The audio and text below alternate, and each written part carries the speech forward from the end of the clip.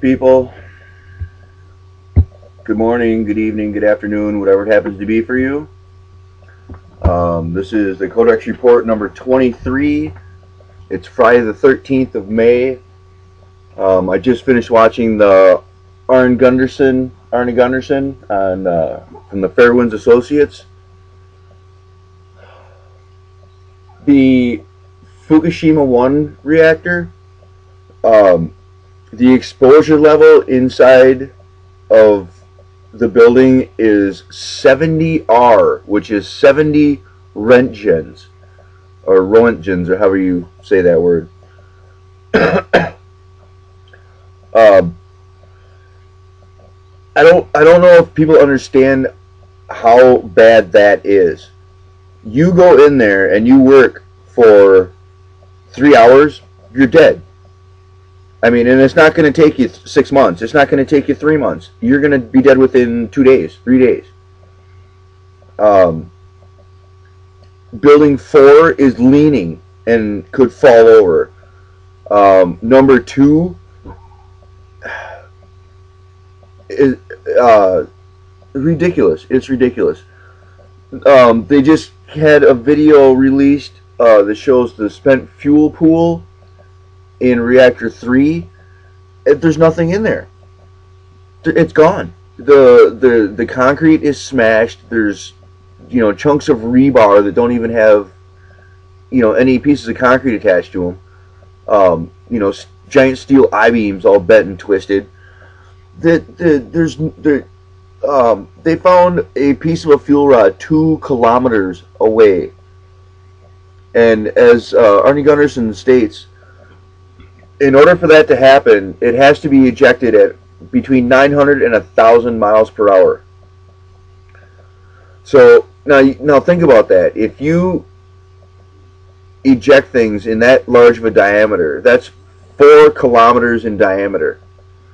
Now, it sits right on the ocean on one side. So you're talking it's 1.5 kilometers to 2 kilometers out in the ocean where these chunks of fuel rod are laying on the bottom, which could be then eaten by fish or whatever. Besides the radiation that they're dumping, as Aarn goes into, they're using like 100 tons of water a day. I mean, people, seriously, this is, this is the kill shot. This is, death to the world, like the song says. I mean, think about the mutational properties of the radioactive components that are being dumped into the ocean. I mean, this is going to affect the planet forever. And I was trying to not go to this extent with my statements on Fukushima, but I think it has come to the point of there needs to be a final solution. They need to basically set micro nukes into each of those reactors and detonate them, because yes, you are going to have debris thrown, a fair distance. You are going to have, radioactive contamination from the explosion. But if you do that, you will stop the ongoing criticality and the continuing contamination of the planet. I think that is going to be the only realistic solution. I had stated that, geodesic domes or anything like that, but the problem is that they are dumping so much water into these reactors that it is running out the bottom, and there's no way they're going to be able to stop these reactors. There's no way they're going to be able to shut down the chain reactions. I honestly think that it has come time to go to that extent. It is time to call for the final solution of the Fukushima disaster, and that would be placing a mini or a micro nuke into each of the reactors and detonating them. I think that is the only way that this is going to be able to be stopped. I understand that this is going to get a lot of flack from people, but think about this. You have, 100 tons of water possibly going directly into the ground. You know, even if it's 50% of the water is unrecoverable and goes into the ground. Hell, even 25%, that's 25 tons of water a day. It has already contaminated the entire northern hemisphere of the earth. You know, I'm just a fucking guy sitting in a camper. You know, seriously, I am so pissed off at the people that have pulled this and have failed to correct this situation and are murdering people every second of every minute of every hour of every day that this goes on.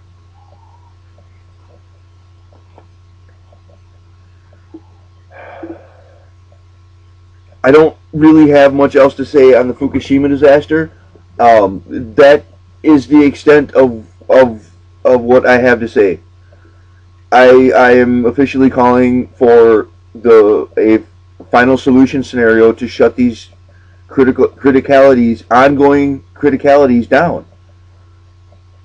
I don't foresee any other way that they're going to be able to stop the chain reactions from continuing.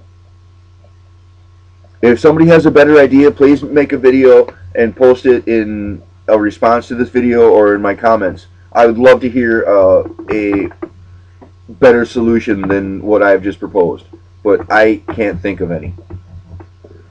So, next topic is going to be the floods in the Midwest, continuing to get worse, now extending down into Louisiana. So far, there does not seem to be any rash of earthquakes being caused by the massive amount of water being distributed on top of the new Madrid Fault lines. I still think that possibility is in the cards, but, you know, like I have said before, you know, trying to predict the future is like herding cats. I mean, it's one of those things, you know, hindsight is wonderful, and you can explain things to your heart's content once you can look at all the facts. But trying to predict things in the future becomes an exercise in futility. The wildfires in Texas going crazy. You know, the people. You realize that how bad the food supply situation is going to be in about 3 to 4 months. I mean, think about it. There's the knee high by the 4th of July. That's what they always said for corn. Not going to happen. Wheat, not going to happen. You know, soybeans, peas, you know, any of the vegetable plants that are planted in the Midwest, you know, and in the South, not going to happen in the Mississippi Valley. You know, not going to happen in a lot of these tributaries because it's backing up the tributaries. You know, think about the economic damage that's been caused by this. And not to mention the fact that they voluntarily extended the flooding into 130,000 acres by blowing these levees. So ridiculous. Such a bunch of bullshit. The last thing I'm going to say for this one is I'm going to talk a little about gold and silver. I didn't make an actual gold and silver video this week, so this is going to be my gold and silver thing. Go and buy. Yesterday, they crashed silver down to 32 in the States. And as soon as the foreign markets opened, it was back up at 37. So, I mean, watch the markets. You know, check it 3-4 times a day. If it drops down, buy. If it goes up and you can afford to pay the fee, sell. And, you know, that's the only way you're going to get ahead in this right now. The other way to do it is just buy. Every time it drops down below whatever, you know, say 33.50. You know, put a line and say, if it drops below this, I'm going to buy, you know, so many ounces. And every time it hits that, buy that so many ounces. And then, you know, watch, it'll jump back up. I don't see silver dropping below 30. I don't see it dropping below 30. I was going to say 32, but I think they might try to push it down even below 32. I don't see it staying below 32 for very long at a time, but we'll see what happens. As far as gold, same thing is going with gold. You know, you watch the Asian market, and every day it goes up. But you watch the U.S. market, and every day it tends to drop down and then makes a little bit of a gain. You know, they're doing the same thing with platinum. You know, they're manipulating the markets and taking the short profit in order to back up their fucking their short contracts. You know, they are scared shitless of 50 to 60 to, you know, 70, 100, $150 silver, because that will crash the world paper economy. Last thing I'm going to say here is, you know, just be aware. Go and check out Alex Jones, Rents.com, Fairwin Associates.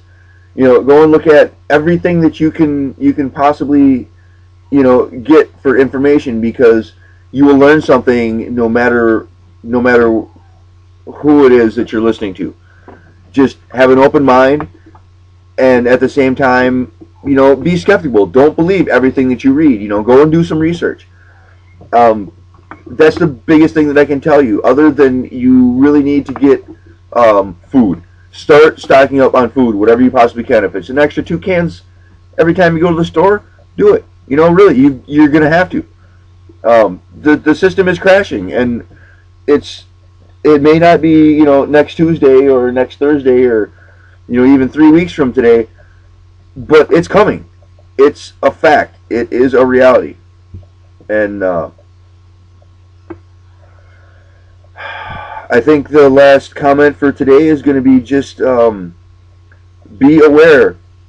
Be aware and try to wake up as many people as you can, because, you know, the sleeper must awaken. And if you don't understand that comment, go and rent Dune. The sleeper must awaken.